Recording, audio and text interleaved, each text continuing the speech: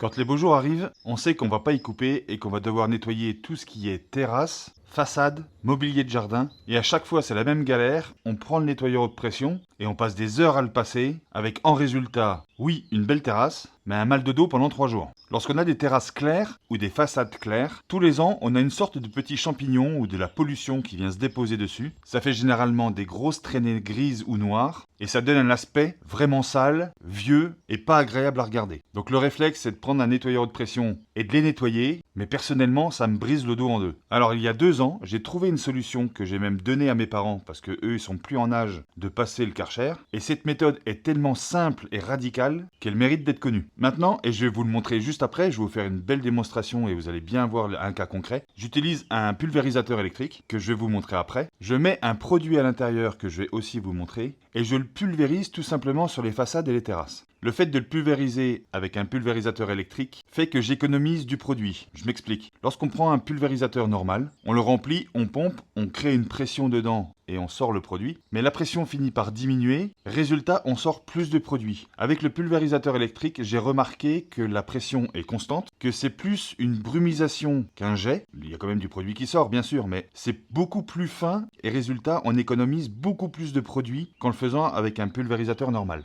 Les deux fonctionnent, ça c'est sûr, mais il y en a un quand on a des grandes surfaces qui nous économisent du produit, et l'autre qu'on met quand même beaucoup plus. Au tout début, j'utilisais un produit qu'on trouve partout en grande surface, mais qui est quand même relativement cher, et j'ai fini par trouver un produit qui est moitié moins cher, qui fait exactement la même chose, qui donne exactement le même rendu, donc résultat, le budget nettoyage est divisé par 2, presque par 2. Donc je vous donnerai aussi la petite astuce, et ce produit vous le trouverez dans tous les supermarchés.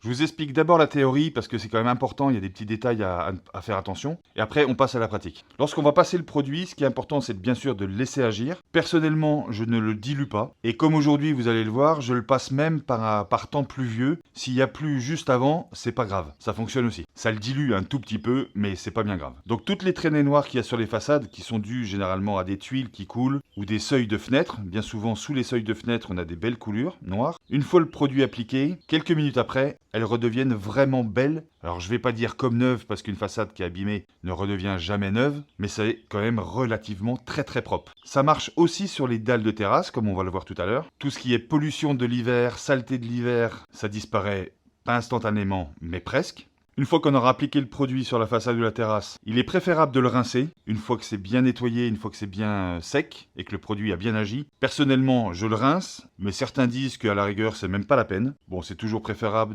d'enlever le produit qui pourrait rester sur la façade, plutôt que de le laisser et d'avoir une réaction plus tard ou je ne sais pas. Personnellement, je le rince et pour l'instant, ça marche très bien. Dans le commerce, le produit, on va pouvoir le trouver en 5 litres et là, je me suis trompé sur le prix. En faisant l'affiche, je me suis trompé. C'est pas 20 litres, c'est 25 litres. Et il est préférable de l'acheter en grande quantité quand on a des grosses surfaces. On y gagne un petit peu dans le prix. Donc c'est exactement la même chose mais en grosse quantité. Et il sera préférable d'acheter plusieurs bidons de 25 litres plutôt qu'une multitude de bidons de 5 litres. Surtout qu'on risque dans les magasins de soit dévaliser le rayon, soit de ne pas en avoir assez.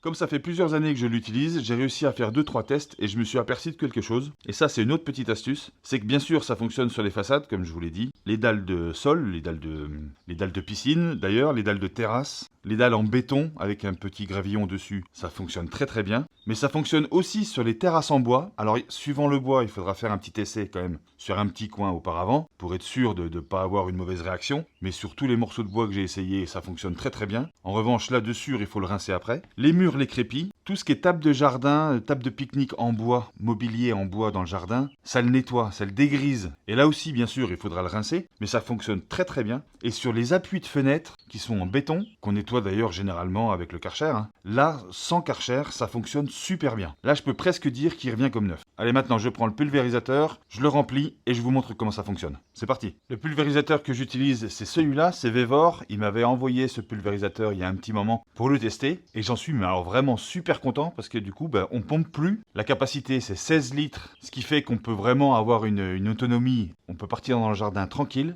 Et ce qui est pratique, c'est que là, on a la batterie qui va venir se recharger avec un chargeur qui est fourni. Mais l'avantage, c'est qu'il n'y a vraiment rien d'autre à faire. On met la batterie, on ferme, ça c'est étanche. Sur le côté, on va avoir le bouton d'allumage. Et ici, on a un variateur qui va faire qu'on va pulvériser plus ou moins. Et c'est justement là Je vais l'éteindre pour que vous puissiez m'entendre quand même. Mais le fait d'avoir ce variateur-là, c'est justement ça, ce que je vous disais tout à l'heure, qui va nous faire économiser du produit. Si on met le variateur au maximum, la pression va être maximum. Là, on a une sorte de gâchette comme les nettoyeurs haute pression. D'ailleurs, ça aussi, c'est super pratique. Mais on va régler aussi le débit avec la buse. Et comme vous pouvez voir, les buses qui sont fournies avec, c'est pas ce qui manque. Hein. Et on en a aussi en laiton. Donc ça, si on a des produits un peu spéciaux, on peut utiliser des buses en laiton. Et ce qui fait qu'en réglant le débit sur la buse, on va pouvoir pulvériser, faire comme un petit nuage, vu que la pression en amont est forte. Et c'est une chose qu'on n'a pas justement quand on a un pulvérisateur manuel. Le pulvérisateur manuel, lui, la pression, elle est forte au début, puis elle descend, elle descend, elle descend. Tandis que là, la pression est constante. Et ça fait une grosse différence.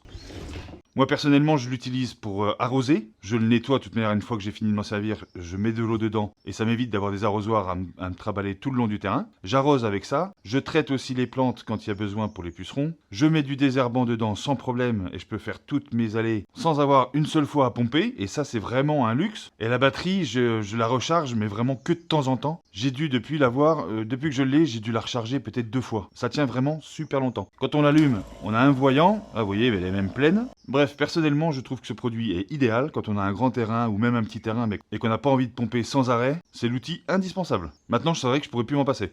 Je vous laisserai bien sûr un lien dans la description et je vous laisserai aussi un code promo pour ceux qui seraient intéressés à acquérir ce genre d'appareil. Et maintenant, on va le remplir et je vous montre ça sur la façade. Alors au début, j'utilisais ce produit qui s'appelle Ginette là. Alors je suis pas du tout sponsorisé par ce produit, hein. Mais je l'utilisais et il fonctionnait bien. Ça c'est vrai qu'il fonctionne très très bien, mais je le trouve de plus en plus cher. Alors je pense qu'il est victime de son succès. Déjà, on a du mal à le trouver et en plus, il est, je crois de mémoire qu'il est à 6 ou 7 € le bidon. Donc j'ai trouvé son remplaçant.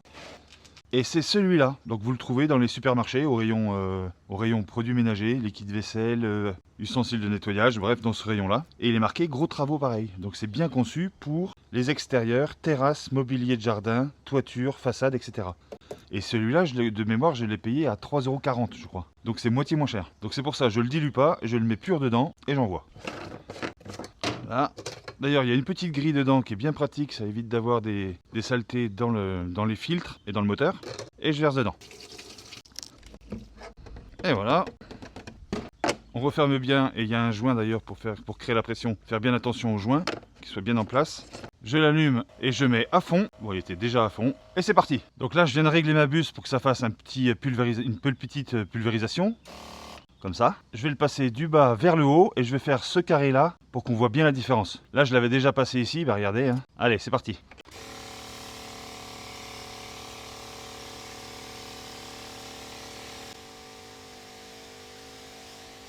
Vous voyez, ça va super vite. Et là, on a consommé très peu de produits. Mais je ne sais pas si ça se voit à la caméra, mais à l'œil, on voit déjà que ça s'éclaircit. Allez, on va faire un test maintenant sur la terrasse. Avant de vous montrer la terrasse, je pourrais très bien vous montrer un morceau de bois, là. Regardez, on va faire un test là où il y a le nœud, là, juste à gauche.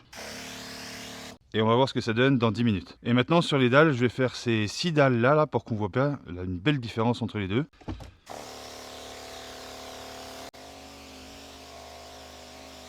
Maintenant, je laisse sécher et je reviens dans 10 minutes. Alors voilà le résultat. Au bout d'à peu près 30 minutes, j'ai laissé un peu sécher quand même.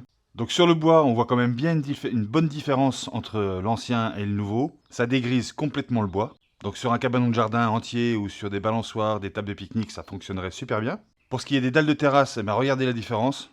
C'est quand même net. Alors après, il y en a qui rincent et il y en a qui rincent pas. Moi, quand j'aurai fini de faire toute la terrasse, je pense que je rincerai la totalité en une fois. Et pour la façade, bah, les images parlent d'elles-mêmes. Hein.